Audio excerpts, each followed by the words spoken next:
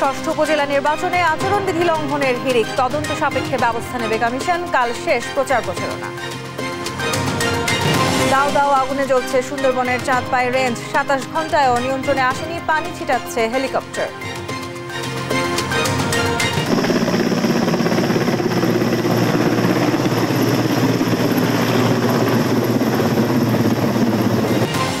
গাজীপুরের দুর্ঘটনার প্রভাব কাটেনি, শিডিউল বিপর্যয়ে লন্ডভন্ড রেল সেবা, স্টেশনে ঘন্টার পর ঘন্টা অপেক্ষা, ভোগান্তি।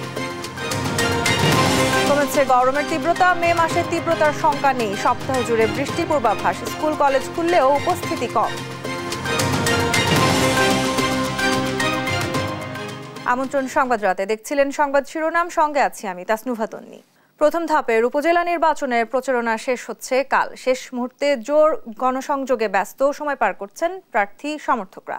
তবে বেশিরভাগ জায়গায় উত্তপ্ত নির্বাচনের মাঠ। আচরণ ভেঙে প্রায় প্রার্থী সমর্থকরা জড়াচ্ছেন সংঘাতে। এমপিদের বিরুদ্ধে রয়েছে প্রভাব বিস্তারের অভিযোগ।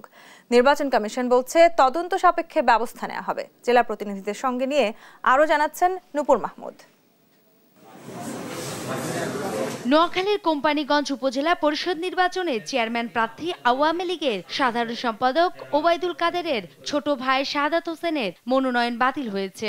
যাচাই বাছাই শেষে হলফনামায় মামলা ও আয় বিবরণীর তথ্য গোপন করায় তার মনোনয়ন বাতিল হয়েছে বলে জানান রিটার্নিং কর্মকর্তা।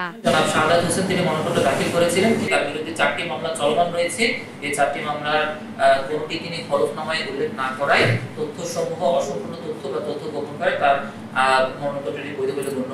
তবে আয় বিবরণীর বিষয়ে উল্লেখ ছিল বলে দাবি জানান শাহাদাত হোসেন। এ নিয়ে আপিল করবেন তিনি। আপিল করব আবার কিছুদিন আগে ভিডিও দিয়েছিল ওই মামলাতে বরিশালের সদর ও বাকেরগঞ্জ উপজেলা পরিষদ নির্বাচন যতই ঘনিয়ে আসছে ততই বাড়ছে সহিংসতা এবং প্রভাব বিস্তারের অভিযোগ।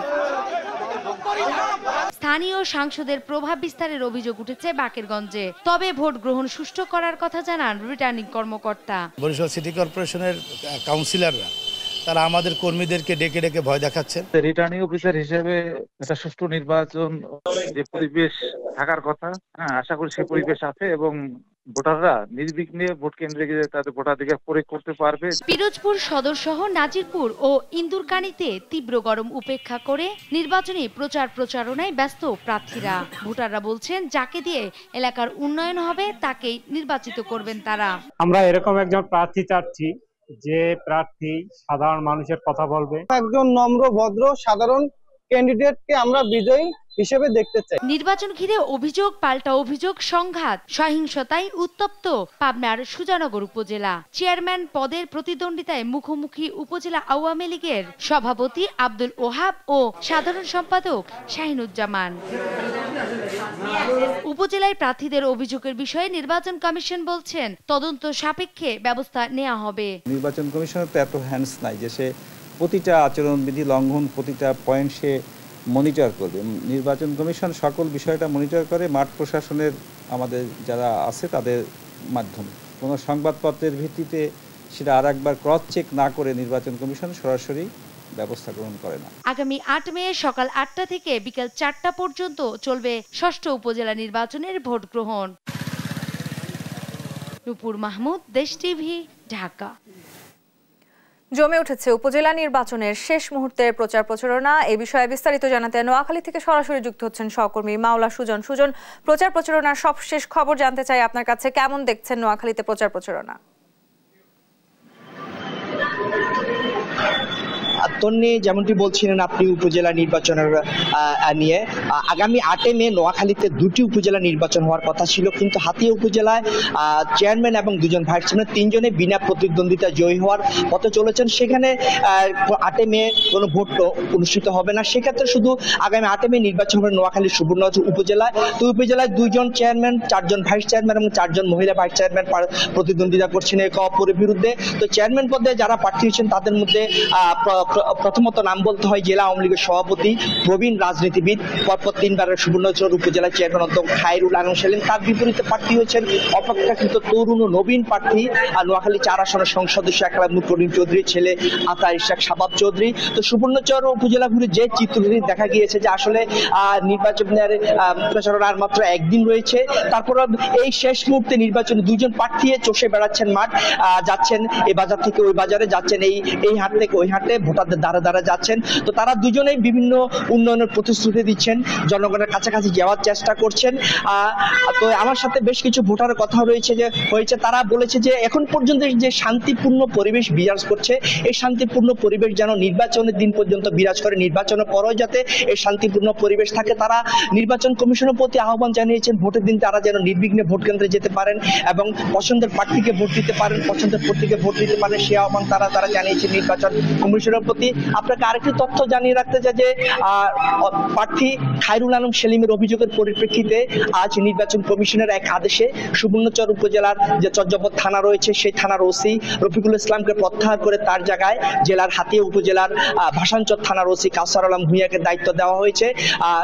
চর্যাপদ থানার যিনি ওসি ছিলেন কাউসার আলম রফিকুল ইসলামকে জেলা পুলিশ লাইনে ক্লোজ করা হয়েছে। আরেকটি তথ্য আপনাকে জানিয়ে রাখতে চাই, আজকে নোয়াখালী জেলা প্রশাসক কার্যালয়ে, রিটার্নিং কর্মকর্তার কার্যালয়ে কোম্পানিগঞ্জ, নোয়াখালী সদর এবং গ্রামগঞ্জ উপজেলার মনোনয়ন যাচাই বাছাই হয়েছে। এই যাচাই বাছাইয়ে কোম্পানিগঞ্জ উপজেলার যে আলোচিত প্রার্থী যে ওবায়দুল কাদেরের ছোট ভাই, তিনি বাংলাদেশ আওয়ামী লীগের সাধারণ সম্পাদক, সড়ক ও সেতু মন্ত্রী ওবায়দুল কাদেরের ছোট ভাই সাদাত হোসেনের প্রার্থিতা মনোনয়ন বাতিল করেছে রিটার্নিং কর্মকর্তা। তো সাদাত হোসেন জানিয়েছেন তিনি এই প্রার্থিতা বাতিলের বিরুদ্ধে আপিল করবেন এবং আশা করছেন এই আপিলে তিনি তার প্রার্থিতা ফিরে পাবেন। তো নিয়ে হচ্ছে নোয়াখালী থেকে আমার কাছে সর্বশেষ। সুজন, আপনাকে ধন্যবাদ। দর্শক, নোয়াখালী থেকে উপজেলা নির্বাচনের প্রচারণার খবর জানাচ্ছিলেন আমাদের সহকর্মী মাওলা সুজন। এই বিষয়ে নির্বাচন প্রতিদ্বন্দ্বিতামূলক করতে উপজেলা নির্বাচনে প্রতীক দেয়নি আওয়ামী লীগ, জানিয়েছেন দলের সাধারণ সম্পাদক ওবায়দুল কাদের। বলেন তৃণমূল নেতা কর্মীদের মূল্যায়ন করতেও দলের এই সিদ্ধান্ত।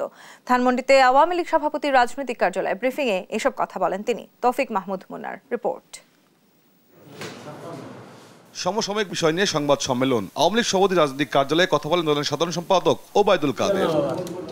সংবাদ সম্মেলনে উঠে আসে বৈশ্বিক টালমাটাল পরিস্থিতি। আওয়ামী লীগ সাধারণ সম্পাদক জানান, যুদ্ধ এবং বৈশ্বিক অর্থনৈতিক প্রভাবে সরকার চাপে আছে। বিশ্বের অর্থনৈতিক সংকটের প্রভাব থেকে বাংলাদেশ মুক্ত আছে এমন দাবি আমরা করতে পারি না, আমরাও চাপ অনুভব করছি। যেমন আমাদের দ্রব্যমূল্য চাপের মুখে, এটা তো অস্বীকার করলে বাস্তবতাকে অস্বীকার। আওয়ামী লীগ সাধারণ সম্পাদক কথা বলেন আসন্ন উপজেলা নির্বাচন নিয়ে। তিনি জানান, মন্ত্রী এমপি স্বজনদের বিরত রাখা দলের নীতিগত সিদ্ধান্ত।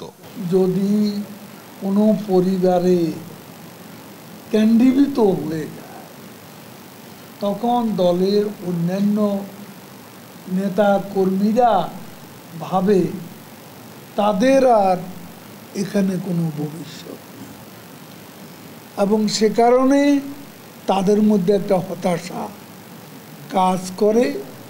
আমরা নীতিগত প্রশ্নে একথা বলেছি, আইনগত ব্যাপারটা ভিন্ন ব্যাপার, এটা আইনগত কোনো ব্যাপার না, আমরা নীতিগত প্রশ্ন। আওয়ামী লীগ যুক্তরাষ্ট্রের সঙ্গে কোনো সংঘাত নেই উল্লেখ করে ওবায়দুল কাদের বলেন, সত্য বললে আমেরিকার স্বার্থে আঘাত লাগলে কিছুই করার নেই। তৌফিক মাহমুদ মুন্না, দেশ টিভি, ঢাকা। এ বিষয়ে আরো তথ্য নিয়ে স্টুডিওতে যোগ দিয়েছেন সহকর্মী তৌফিক মাহমুদ মুন্না।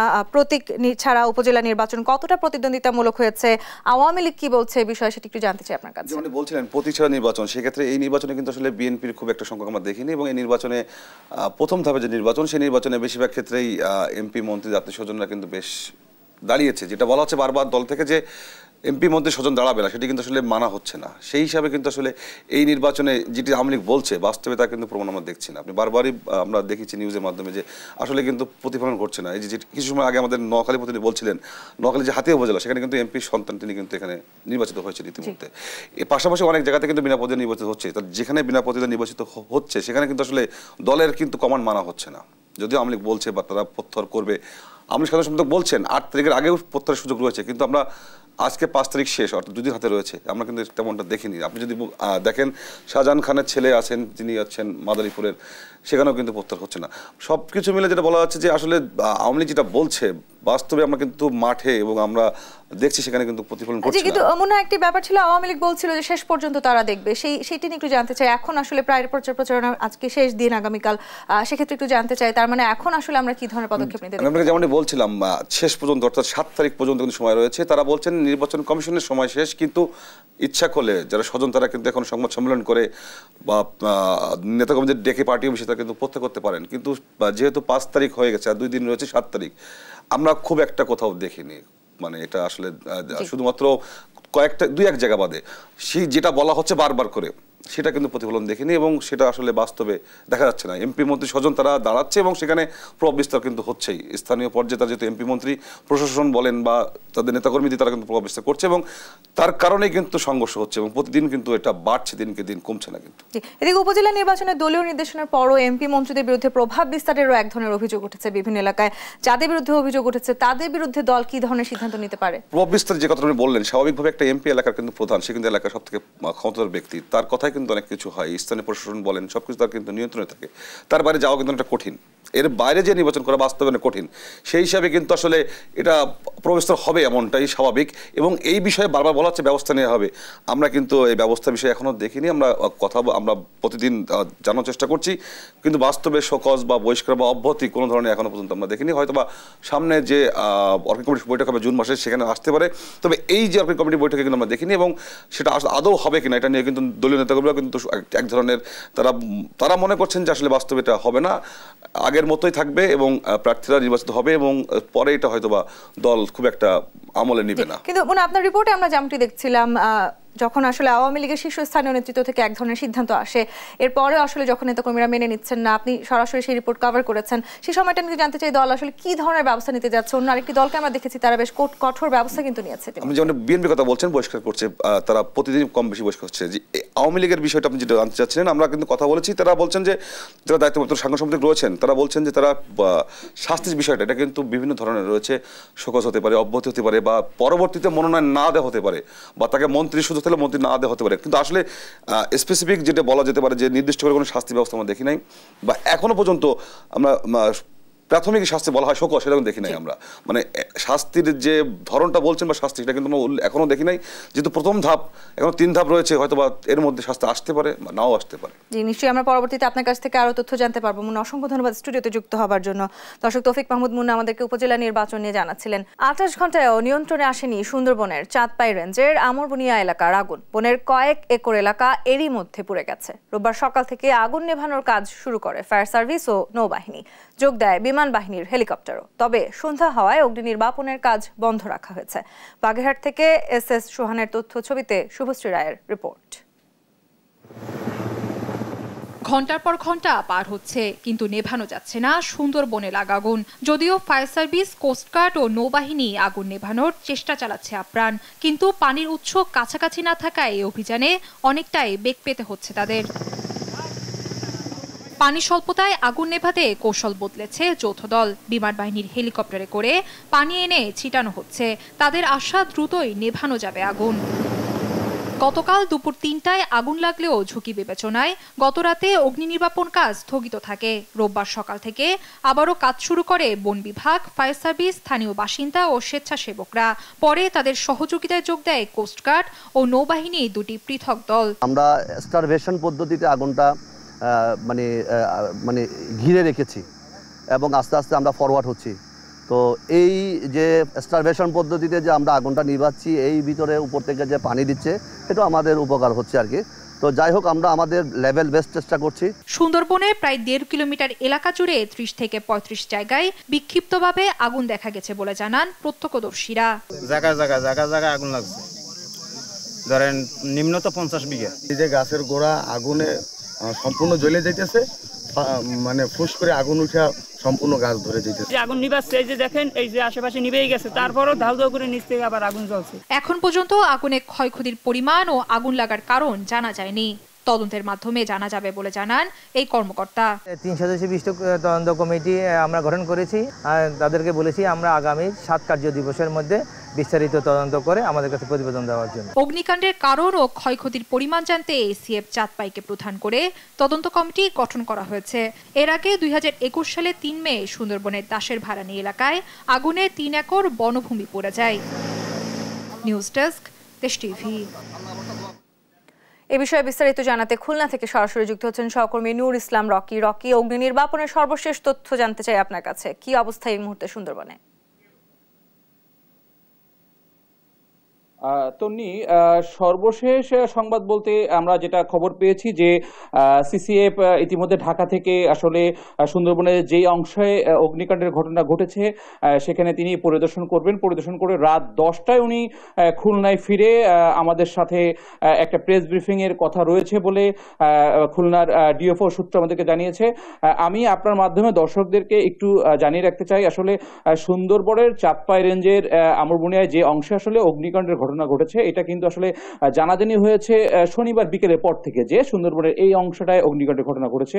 আসলে ওই যখন জানাজানি হয়েছে তখন কিন্তু আসলে অগ্নি নেভানোর কোনো ব্যবস্থা নেওয়া হয় না। রবিবার সকাল থেকে কিন্তু ফায়ার সার্ভিসের 5টি ইউনিট, কোস্টগার্ড, নৌবাহিনী এবং এয়ারফোর্সের একটি ইউনিট হেলিকপ্টারের মাধ্যমে কিন্তু সুন্দরবনের এই আমরবনের এই অংশে অগ্নিকাণ্ড নেভানোর চেষ্টা করছে এবং এতে সহযোগিতা করছে স্থানীয় মানুষজন।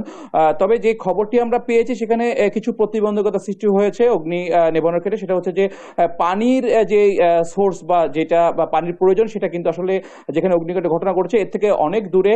আরেকটি বিষয় হচ্ছে যে সুন্দরবনের যে অংশে অগ্নিকাণ্ডের সূত্রপাত হয়েছে সেখানে কিন্তু মাটিতে আসলে প্রায় 1 ফুটের ভিতর কাঁচা পাতা রয়ে গেছে, যার কারণে আসলে আগুন কিন্তু বেড়ে যাচ্ছে। তারপরও ফায়ার সার্ভিসের সূত্র আমাদেরকে যেটি জানিয়েছে যে অগ্নিকাণ্ডের সূত্রপাত সম্পর্কে তারা এখনো নিশ্চিত না, তবে তারা সর্বোচ্চ চেষ্টা করছে যে কিভাবে অগ্নি নিয়ন্ত্রণ করা যায়। আজ সন্ধ্যায় কিন্তু ফায়ার সার্ভিস তারা তাদের অগ্নি নেভানোর কার্যক্রম সমাপ্ত ঘোষণা করেছে। আগামীকাল সকাল থেকে তারা পুনরায় অগ্নিকাণ্ড নেভানোর কাজ শুরু করবে। আর আমরা অপেক্ষায় আছি ডিএফও অফিসে সিসিএফ, সিএফও এবং ডিএফও আমাদেরকে রাত 10টায় একটি প্রেস ব্রিফিং এর মাধ্যমে সুন্দরবনের অগ্নিকাণ্ডের বিষয়ে বিস্তারিত জানাবে।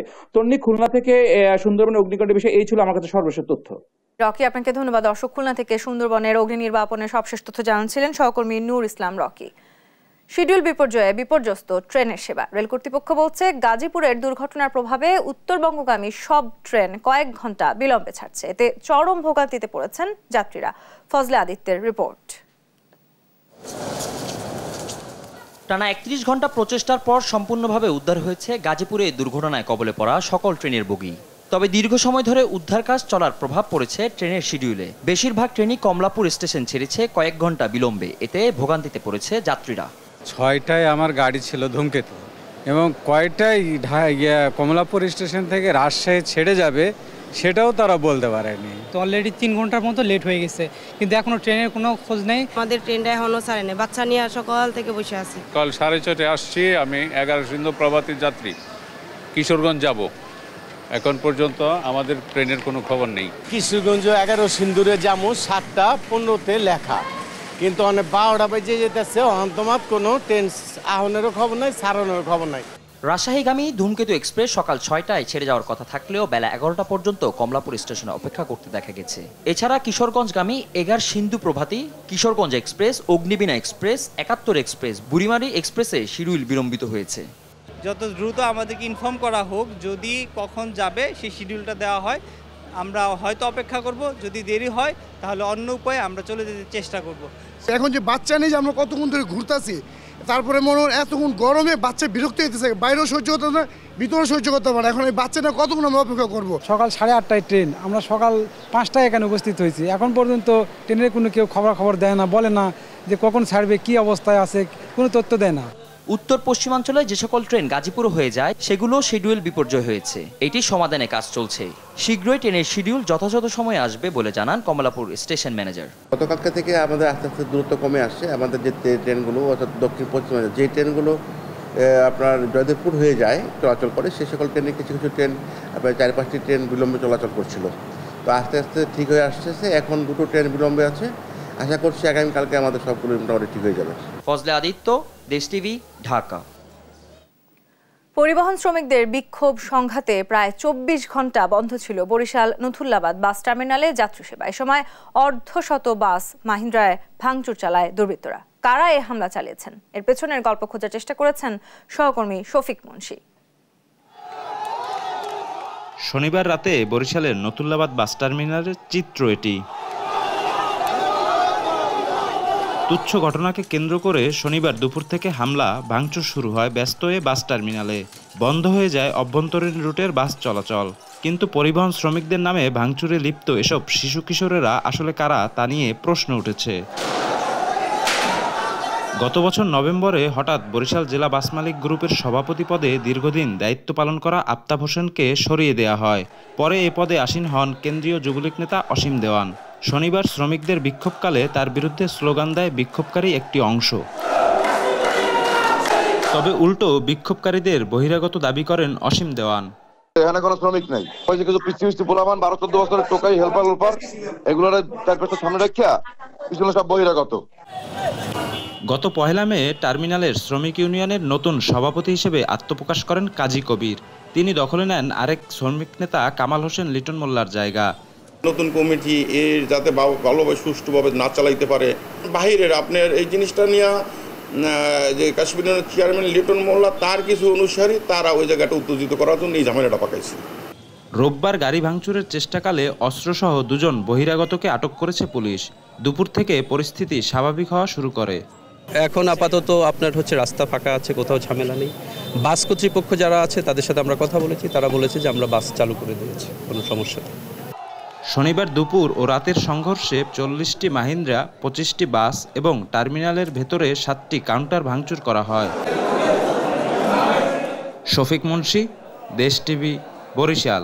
দর্শক, আপনাদের আগেও যেমনটি জানিয়েছি ২৪ ঘন্টা বরিশালে নথুল্লাবাদ বাস টার্মিনালের সমস্ত সেবা বন্ধ ছিল। ২৪ ঘন্টা পর বরিশালের নথুল্লাবাদ বাস টার্মিনাল থেকে অভ্যন্তরীণ রুটে পরিবহন সেবা দেয়া শুরু করেছে বাস মালিকরা। এ নিয়ে বিস্তারিত জানাতে বরিশাল থেকে সরাসরি যুক্ত হচ্ছেন সহকর্মী শফিক মুন্সি। শফিক, এখন সেখানে পরিস্থিতি কেমন দেখছেন আপনি, বিস্তারিত জানাবেন। জি, আপনি আসলে যেমনটি বলছিলেন যে গতকাল শনিবার বেলা ১টা থেকে শুরু করে আজ কিন্তু দুপুর ১:৩০ পর্যন্ত বরিশালের অভ্যন্তরীণ যে রুটগুলো, বিশেষ করে বরিশাল থেকে মাদারীপুর, শরীয়তপুর এবং ফরিদপুর, এছাড়া বরিশাল জেলার অন্যান্য যে অঞ্চলগুলো সেই জায়গায় কিন্তু নথুল্লাবাদ থেকে বাস চলাচল বন্ধ ছিল। এবং পরবর্তীতে আজ বেলা ১:৩০টার সময় থেকে পুলিশ প্রশাসনের পাহারা এবং বিশেষ আসলে নির্দেশনার প্রেক্ষিতে কম সংখ্যক হলেও কিন্তু বাস চলাচল শুরু হয়েছে। এবং এখন বলা যায় যে মোটা দাগে বরিশাল নথুল্লাবাদ যে আসলে অরাজকতা গত ২৪ ঘন্টায় বরিশালের এবং বিশেষ করে দক্ষিণাঞ্চলের মানুষ প্রত্যক্ষ করেছে, সেই জায়গাটা কিছুটা স্থিতিশীল এবং এখন কিন্তু শান্ত আছে। আমরা কিন্তু বরিশাল জেলা বাস মালিক গ্রুপের যিনি সভাপতি অসীম দেওয়ান, তার সাথে কথা বলেছিলাম। তিনি আমাদেরকে বলেছেন যে এই যে গত ২৪ ঘন্টা যাবত যেই নথুল্লাবাদ বাস টার্মিনাল যারা অরাজকতা করেছে তারা আসলে কিন্তু বাস মালিক কিংবা শ্রমিক গ্রুপের কেউ নন। এবং একই কথা কিন্তু আমরা বরিশাল নথুল্লাবাদ বাস টার্মিনালের যে নবগঠিত শ্রমিক ইউনিয়নের কমিটির সভাপতি, তার কাছ থেকেও কিন্তু একই ধরনের বক্তব্য পেয়েছি। বরঞ্চ তিনি আসলে তার বিপক্ষ যেই যিনি আছেন তার বিরুদ্ধে আসলে অভিযোগ এনেছেন যে এই যে শ্রমিকদের অসন্তোষ বা বিক্ষোভ, এটা আসলে তিনি উস্কে দিয়েছেন। কিন্তু এই দুই পক্ষের পাল্টাপাল্টি অবস্থানের মধ্যে সবচেয়ে বেশি ক্ষতিগ্রস্ত যারা হয়েছেন তারা কিন্তু সাধারণ মানুষ। আমরা কিন্তু গতকাল রাতে দেখেছি, আজ সকালে দেখেছি, আজ দুপুর পর্যন্ত দেখেছি যে সাধারণ যাত্রী যারা তারা কতটা আসলে নিদারুণ ভোগান্তির মধ্যে দিয়ে গিয়েছে। তারা দূর দূরান্তে যাবার জন্য কিন্তু এসেছিলেন নথুল্লাবাদ বাস টার্মিনালে, কিন্তু গন্তব্যে যাওয়ার মতো কোনো বাস না পাওয়ায় তারা অনেকেই আসলে কিন্তু আবার বাড়ি ফিরে গেছেন। যাদের জরুরি প্রয়োজন ছিল তারা কিন্তু খুব কষ্ট করে, কেউ হয়তোবা মোটরসাইকেল ভাড়া করে আসলে গিয়েছেন। এবং অটো সার্ভিস বা মাহিন্দ্রা যারা, তারাও কিন্তু আজ সকালে দূরপাল্লায় যাত্রী পরিবহনের সাহস পায়নি এই কারণে যে গতকাল সন্ধ্যার পর কিন্তু এই বাস শ্রমিক যারা আছেন তাদের একটি অংশ নথুল্লাবাদ বাস টার্মিনালের পার্শ্ববর্তী যে মাহিন্দ্রা স্ট্যান্ড আছে সেখানকার প্রায় 40 থেকে 45টি মাহিন্দ্রা ভাঙচুর চালিয়েছে এই অভিযোগ এনে যে তাদের বাস যখন বন্ধ ছিল তখন তারা এই মাহিন্দ্রা আলারা যারা তারা সুযোগের সদ্ব্যবহার করে যাত্রী পরিবহন করেছে। এবং গতকাল রাতে আসলে আরেকটি যে অরাজকতা পরিস্থিতির সৃষ্টি হয়েছিল সেটা এমন যে এই মাহিন্দ্রাগুলা ভাঙচুরের পর মাহিন্দ্রার যে চালক এবং মালিকরা যারা আছে তারা একজোট হয়ে এই নথুল্লাবাদ বাস টার্মিনালে রাখা বিভিন্ন রুটের 20 থেকে 25টা বাসে কিন্তু ভাঙচুর চালিয়েছে। তো এই দুই পক্ষের আসলে ভাঙচুরের কারণে প্রায় 3 থেকে 3.5 কোটি টাকার ক্ষতি হয়েছে যানবাহনের, এমনই কিন্তু আমরা আসলে বিভিন্ন মালিকের কাছ থেকে আসলে শুনেছি। তো মোটা দাগে এই আমার কাছে আসলে ছিল বরিশাল থেকে নথুল্লাবাদ বাস টার্মিনালে যে শ্রমিক অসন্তোষ, শ্রমিক বিক্ষোভ, সেই ব্যাপারে সর্বশেষ। শফিক, আপনাকে ধন্যবাদ। দর্শক, বরিশাল থেকে বরিশাল বাস টার্মিনালের বাস চলাচলের বিস্তারিত খবর জানাচ্ছিলেন সহকর্মী শফিক মুন্সি। ভারত পেঁয়াজ রপ্তানি নিষেধাজ্ঞা তোলার পর বাংলাদেশের আমদানিকারকরা এখন গ্রহণের অপেক্ষায়। বাংলাদেশি আইপি পেলেই বন্দরে পেঁয়াজ ঢুকবে বলে জানিয়েছে ভোমরা C&F। ভারতীয় পেঁয়াজ আসা শুরু হওয়ায় এক সপ্তাহ আগে খাতুনগঞ্জে যে পেঁয়াজ 60 টাকা থেকে 65 টাকায় বিক্রি হতো, আজ সেই দেশি পেঁয়াজ 55 থেকে 58 টাকা কেজি দরে বিক্রি হচ্ছে। এতে স্বস্তি ফিরছে সাধারণ ক্রেতাদের মাঝে। বিস্তারিত ডেস্ক রিপোর্টে। দীর্ঘ 5 মাস ভারতীয় রপ্তানি বন্ধের ঘোষণার পর থেকে পেঁয়াজ আমদানিতে যে অচল অবস্থা বিরাজ করছিল তা আজ ভোমরা স্থলবন্দর দিয়ে পেঁয়াজ ভর্তি 3টি ট্রাক প্রবেশের মধ্য দিয়ে প্রাণ ফিরে পেল। 3 দিনে বন্দর দিয়ে প্রায় 80টির বেশি পেঁয়াজ ভর্তি ট্রাক বাংলাদেশে প্রবেশ করবে। প্রতিটি ট্রাকে 20 থেকে 30 মেট্রিক টন পেঁয়াজ থাকে। এই হিসেবে রোববার 80 টন পেঁয়াজ ঢুকে দেশে। আমরা C&F যারা আছি, আমদানিকারক আছি এবং যেসব কর্মচারীরা আছে স্বতঃস্ফূর্তভাবে আনন্দিত। পেঁয়াজ ঢুকলে আমরা খুব খুশি এবং এখানকার C&F এজেন্টরা খুব খুশি। এখানে আপনার 3-4 হাজারের মতন আপনার লেবার শ্রমিক আছে, তারা খুব খুশি। অত্যন্ত খুশির খবর, বিশেষ করে আমাদের ব্যবসায়ীদের জন্য, এর বাইরে সাধারণ জনগণের জন্য। পেঁয়াজ আমদানি শুরু হওয়ায় ভোমরা স্থলবন্দরের কার্যক্রমেও ফিরেছে প্রাণ। হাজারো শ্রমিক, কর্মচারী ও ব্যবসায়ীদের কর্মচাঞ্চল্যে বন্দরটি সচল হয়ে ওঠে। আমরা আশা করছি যে কালকে থেকে আরও বেশি পেঁয়াজ ভোমরা বন্দরে ঢুকবে এবং বাংলাদেশের যে চাহিদা ইন্ডিয়া থেকে পূরণ হয় পেঁয়াজের, সেটি আমরা আগামী সামনে যে আমাদের কুরবানির ঈদের যে চাহিদা থাকে সেটি আমরা এই আমদানি শুরু হয়েছে, তাতে আমাদের চাহিদা মিটবে। এদিকে ভারত সরকার পেঁয়াজ রপ্তানিতে নিষেধাজ্ঞা তুলে নেওয়ার খবরে দিনাজপুরের হিলিতে ও চট্টগ্রামে কমেছে দেশি পেঁয়াজের দাম। একদিনের ব্যবধানে কেজি প্রতি দাম কমেছে 5 থেকে 10 টাকা। এক সপ্তাহ আগে খাতুনগঞ্জে যে পেঁয়াজ 60 টাকা থেকে 65 টাকায় বিক্রি হয়েছিল তা আজ বিক্রি হচ্ছে 55 থেকে 58 টাকায়। এই হিসেবে এক সপ্তাহের ব্যবধানে পেঁয়াজের দাম কেজিতে কমেছে অন্তত 7 টাকা। খাতুনগঞ্জে ব্যবসায়ীদের সঙ্গে কথা বলে জানা যায় বাজারে পেঁয়াজ সরবরাহ অনেক বেশি, তাই বাজারে এখন পেঁয়াজের দাম কমেছে। এক ভারতীয় পেঁয়াজ আমদানির অনুমতি দিছে, সেই খবরটা শোনার পর থেকেই দেশি পেঁয়াজের বাজার মধ্যে 10 নেমে গেছে। আমাদের দেশি পেঁয়াজও কমে গেছে, এখন আগে যেটা 60 টাকা বিক্রি করছে এখানে 55 58 টাকা বিক্রি করছে। পেঁয়াজের দাম কমায় বাজারে কিছুটা স্বস্তিতে সাধারণ ক্রেতারা। ফারজানা ইসলাম, নিউজ ডেস্ক, দেশ টিভি। ভারত পেঁয়াজ রপ্তানি নিষেধাজ্ঞা তোলার পর বাংলাদেশের আমদানিকারকরা এখন গ্রহণের অপেক্ষায়। এ নিয়ে আরো বিস্তারিত জানাতে সাতক্ষীরা থেকে সরাসরি যুক্ত হচ্ছেন সহকর্মী শরীফুল্লাহ কায়সার। সুমন, রপ্তানি নিষেধাজ্ঞা তোলার পর বাংলাদেশের আমদানিকারকরা কি বলছেন জানতে চাই আপনার কাছে। তন্নি, ধন্যবাদ আপনাকে। আমি আপনাকে জানাতে চাই সেটি হচ্ছে আজকে সারাদিন কিন্তু ভোমরা স্থল বন্দরে কাটলো। বাংলাদেশের দ্বিতীয় বৃহত্তম এই স্থল বন্দর দিয়ে বাংলাদেশের সর্বোচ্চ পেঁয়াজ আমদানি হয়ে থাকে। আপনি জানেন যে বাংলাদেশের পেঁয়াজ বেশ কিছুটা হচ্ছে ভারতের উপরে নির্ভর করে। তো সেই পেঁয়াজ প্রায় 5 মাস অবধি বন্ধ থাকার পর আজ কিন্তু পেঁয়াজটি সর্বপ্রথম ভোমরা স্থল বন্দর দিয়ে প্রবেশ করলো।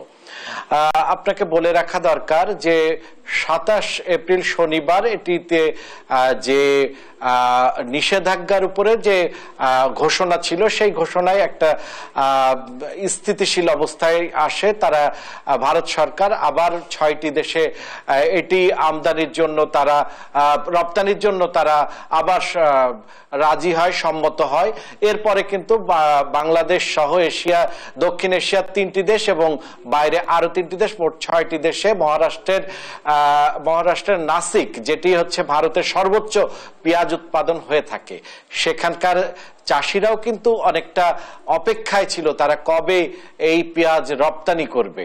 তারাও খুশি। এই সাতক্ষীরার ভোমরা স্থলবন্দরের যারা আমদানিকারক তারা অত্যন্ত খুশি। এবং আপনাকে বলে রাখা দরকার যে এই যে দাবদাহ, প্রচন্ড গরম, এই গরমটি আসলে তো বেশি অনুভূতি হয় বন্দর এলাকাতে। সেই বন্দর এলাকাতে কিন্তু আজকে শ্রমিক কর্মচারীদের মধ্যে গরমের চাইতে খুশির আনন্দটাই বেশি ছিল। কারণ সব পণ্য এলেও পেঁয়াজের ক্ষেত্রে অনেক বেশি কাজ করতে হয়। তাদের কর্মসংস্থানটি হাজার হাজার শ্রমিকের কর্মসংস্থান তৈরি হয়, যে জন্য শ্রমিক কর্মচারীরা ব্যবসায়ীদের মতোই আনন্দিত ছিল। আরেকটি সব থেকে বড় খবর সেটি হচ্ছে সাতক্ষীরা সুলতানপুর বড় বাজার, যে বাজারটিতে প্রথম দিকেই প্রবেশ করে এই পেঁয়াজ, তারপরে সারা দেশে চলে যায়। সেই বাজারেও কিন্তু যেটি 65 টাকার উপরেও ছিল 48 ঘন্টা আগে, সেটি কিন্তু আজকের যে পেঁয়াজ, আপনাকে বলে রাখি যে পেঁয়াজ কিন্তু আমি এই মুহূর্তে সেখানকার ডেপুটি কমিশনারের সাথে, ভোমরা কাস্টমসের ডেপুটি কমিশনারের সাথে কথা বললাম। তিনি কিন্তু জানালেন যে এখনো পর্যন্ত সেই ট্রাকগুলো, পণ্যবাহী অর্থাৎ পেঁয়াজবাহী ট্রাকগুলো কিন্তু খালাস হয়নি, অথচ কিন্তু এর দাম কিন্তু কমে এসেছে। 55 থেকে 57 টাকা প্রকারভেদে বিক্রি হচ্ছে, অর্থাৎ বেশ মানে 8-10 টাকার মতো করে কমে এসেছে। এটি সকল ক্রেতা ভোক্তা, সাধারণ ব্যবসায়ী, আমদানিকারক, শ্রমিক কর্মচারী সবার জন্য এটি ছিল অত্যন্ত সুখের খবর। এই ছিল ভোমরা থেকে যে পেঁয়াজ আমদানি হয়েছে, 3টি ট্রাক বাংলাদেশে প্রবেশ করেছে, 80 মেট্রিক টনের মতো আমদানি হয়েছে। এটি ছিল সর্বশেষ তথ্য। তন্নি, সুমন, আপনাকে ধন্যবাদ। দর্শক, সাতক্ষীরা থেকে ভারতীয় পেঁয়াজ রপ্তানির বিষয়ে জানাচ্ছিলেন সহকর্মী শরীফুল্লাহ কায়সার সুমন। টানা দাবদাহের পর স্বস্তি ফিরতে শুরু করেছে জনজীবনে। আজ থেকে তাপমাত্রা কমতে শুরু করছে। আবহাওয়া অফিস বলছে ঢাকা, ময়মনসিংহ ও সিলেট অঞ্চলের কোথাও কোথাও হালকা ও মাঝারি ধরনের বৃষ্টি হতে পারে। আর আগামী 1 সপ্তাহ যাবৎ সারা দেশে কোথাও কোথাও বৃষ্টির সম্ভাবনা রয়েছে। নিয়াজ মোর্শেদের রিপোর্ট। গেল 1 মাস ধরেই গরমে হাসপাস সাধারণ ও নিম্ন আয়ের মানুষের জীবন। গেল কয়েকদিনের থেকে আজকের তাপমাত্রা কিছুটা কম থাকলেও কাটেনি গরমের হাসপাস অবস্থা। স্কুল ও কলেজগামী শিক্ষার্থীরাও বলছে এই তাপ প্রবাহের কারণে স্কুলের ক্লাস আর বাসায় পড়াশোনা করতেও কিছুটা অস্বস্তিতে পড়তে হচ্ছে। স্কুলের সব ঠিকই আছে, কিন্তু এরকম গরমের মধ্যে বাসায় যে একদম বেশি টায়ার্ড লাগে। এই গরমেও মনে হচ্ছে টিকা খুবই কষ্টকর। এখন সব স্টুডেন্টরা তো আর ফ্যানের নিচে বসতে পারে না। আজকের অবস্থাটা আমার কাছে ভালো লাগছে, কার কাছে কেমন লাগছে জানি না, আমার কাছে খুব ভালো লাগছে। গরমে তো জীবনযাপন করা খুবই কঠিন। এখন যে অবস্থাটা, ঘরেই থাকা খুব মুশকিল। তাপমাত্রা এইভাবে থাকলে তো অনেক কষ্টকর হয়ে যাবে সবার জন্য। তবে আবহাওয়া অফিস জানায় তাপমাত্রা আজ থেকেই কমতে শুরু করছে, আর আগামী 1 সপ্তাহ যাবৎ দেশের কোথাও কোথাও বৃষ্টি হওয়ার সম্ভাবনা রয়েছে। এই সময়ের যে বৃষ্টি সেটা কিন্তু বর্ষাকালের বৃষ্টির মতো নয়। এটা ডিউরেশন খুব বেশি হয় না, আধা ঘন্টা থেকে 2 ঘন্টা, ম্যাক্সিমাম হয়তো 2.5 ঘন্টা এরকম হতে পারে। তো সেই কারণে বৃষ্টি হওয়ার পরেই কিন্তু আবার দেখবেন যে রৌদ্র উঠে গেছে। তো এই জন্য এই সময় যে বৃষ্টি হলে যে টেম্পারেচার যে একদম ফল করে যাবে তা কিন্তু নয়। এছাড়া আজ ঢাকা, ময়মনসিংহ ও সিলেটের কোথাও কোথাও বৃষ্টি হওয়ার সম্ভাবনা রয়েছে। আজকে বিশেষ করে আপনার ময়মনসিংহ, সিলেট এবং ঢাকা বিভাগেরও 2-1 জায়গায় বৃষ্টিপাতের সম্ভাবনা রয়েছে এবং আগামীকাল থেকে সারা দেশেই বিচ্ছিন্নভাবে কিন্তু বৃষ্টিপাত এবং বজ্রঝড় এবং সেই সাথে বজ্রপাতেরও সম্ভাবনা রয়েছে। গতকাল থেকে এই পর্যন্ত সর্বোচ্চ বৃষ্টিপাতের রেকর্ড করা হয়েছে ময়মনসিংহে 83 মিলিমিটার, আর সর্বনিম্ন রেকর্ড করা হয়েছে নেত্রকোনায় 67 মিলিমিটার। নিয়াজ মোর্শেদ, দেশ টিভি, ঢাকা। তীব্র দাবদাহ কিছুটা কমায় সারা দেশে আজ খুলেছে মাধ্যমিক স্কুল, কলেজ, মাদ্রাসা ও কারিগরি শিক্ষা প্রতিষ্ঠান। ছুটি শেষে স্কুল, কলেজ খোলায় বেশ উচ্ছ্বসিত শিক্ষার্থীরা, তবে উপস্থিতি ছিল কম। শিক্ষার্থীদের স্বাস্থ্য সুরক্ষায় সব ধরনের ব্যবস্থা নেওয়ার কথা জানান স্কুল কলেজ কর্তৃপক্ষ। বিস্তারিত মাহমুদ হাসানের রিপোর্টে। এক মাস দাবদাহের পর কিছুটা স্বস্তি ফিরেছে আবহাওয়ার পূর্বাভাসে। কমতে শুরু করেছে তাপমাত্রা। সেই সাথে তাপপ্রবাহের ছুটি শেষে খুলেছে সব ধরনের মাধ্যমিক স্কুল, কলেজ, মাদ্রাসা ও কারিগরি শিক্ষা প্রতিষ্ঠান। শিক্ষা মন্ত্রণালয়ের দেয়া বিজ্ঞপ্তি অনুযায়ী আজ থেকেই সারা দেশে সব ধরনের শিক্ষা প্রতিষ্ঠানে কার্যক্রম শুরু হয়েছে। মন্ত্রণালয়ের প্রকাশিত প্রজ্ঞাপনের শর্ত মেনেই চলে সব ধরনের কার্যক্রম। ছুটি শেষে স্কুল, কলেজ খোলায় বেশ উচ্ছ্বসিত শিক্ষার্থীরা।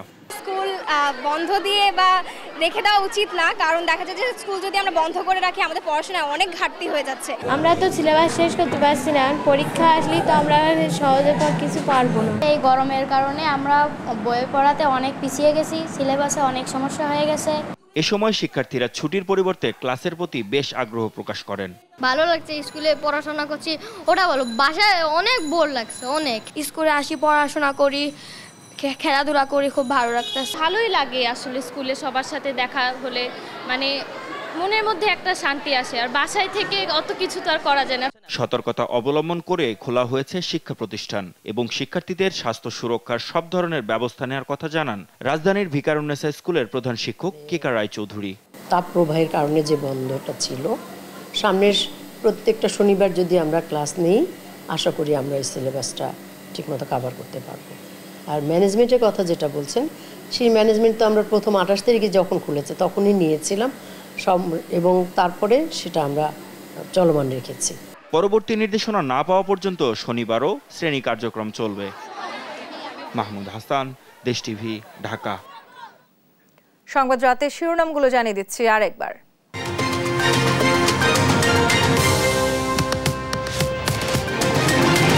ষষ্ঠ উপজেলা নির্বাচনে আচরণবিধি লঙ্ঘনের হিড়িক, তদন্ত সাপেক্ষে ব্যবস্থা নেবে কমিশন। কাল শেষ প্রচার প্রচারণা। দাও দাও আগুনে জ্বলছে সুন্দরবনের চাঁদপাই রেঞ্জ, 27 ঘন্টায়ও নিয়ন্ত্রণে আসেনি, পানি ছিটাচ্ছে হেলিকপ্টার।